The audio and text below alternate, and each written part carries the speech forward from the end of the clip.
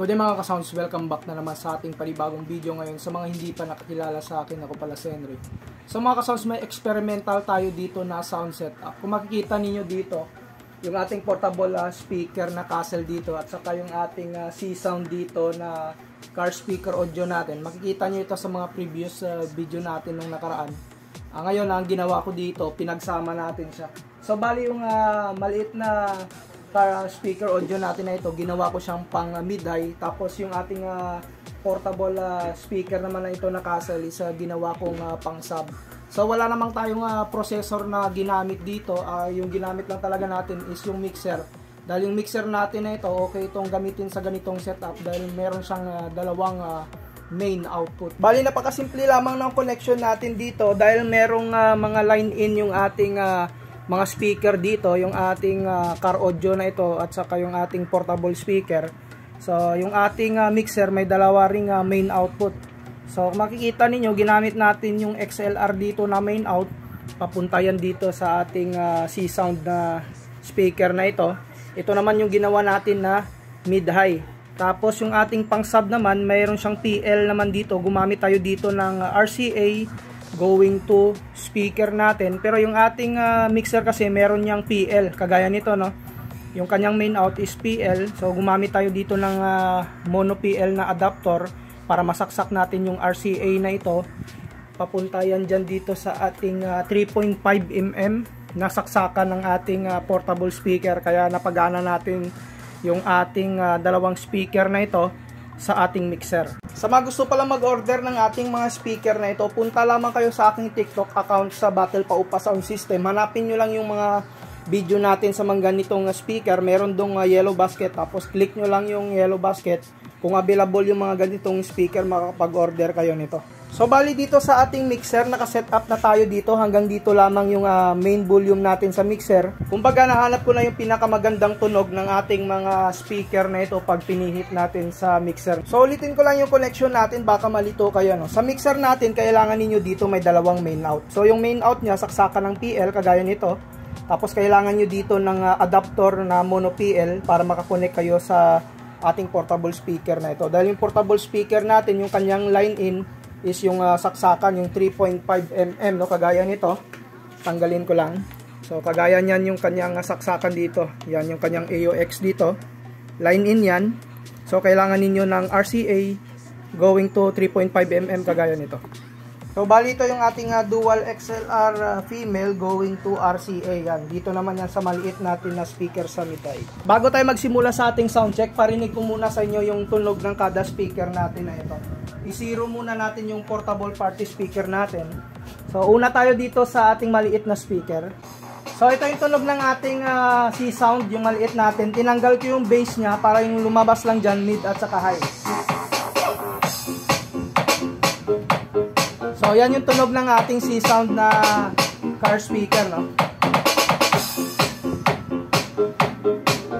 So ito naman yung tunog ng ating portable party speaker. Mag-volume lang tayo.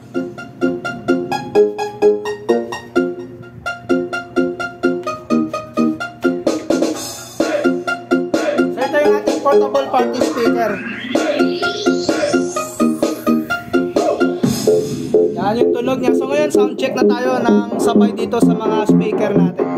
So mga kasama, simulan na natin yung sound check natin dito sa ating experimental dito na setup. Mag-play tayo ng music sa mixer natin.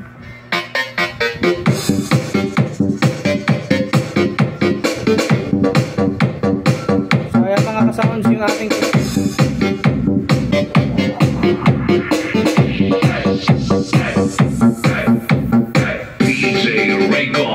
Remix.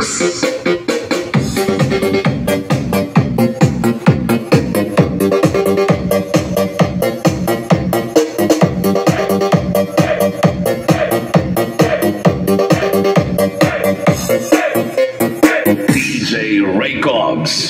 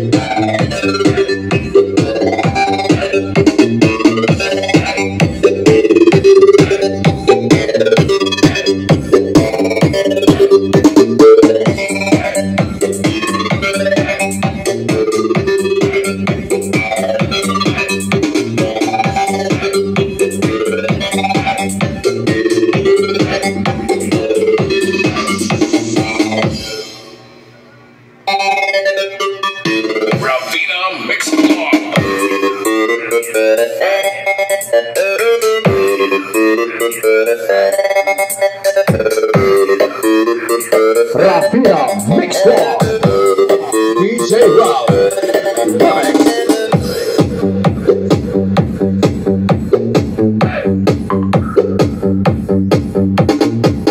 na kabalan na bawalan magkaon namin.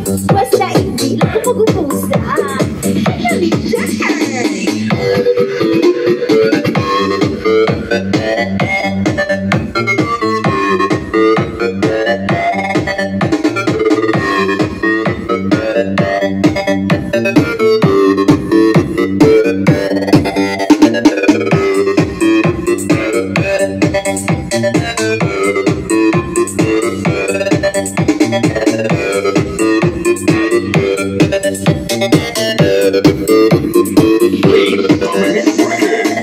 Dohina Remix! Casey Tucker!